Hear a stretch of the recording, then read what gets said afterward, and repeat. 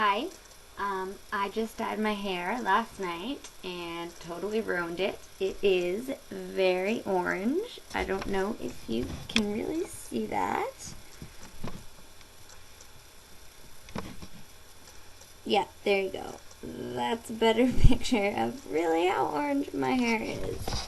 And it is not only orange,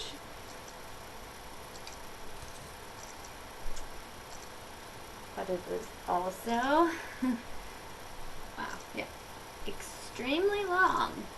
So, I am going to use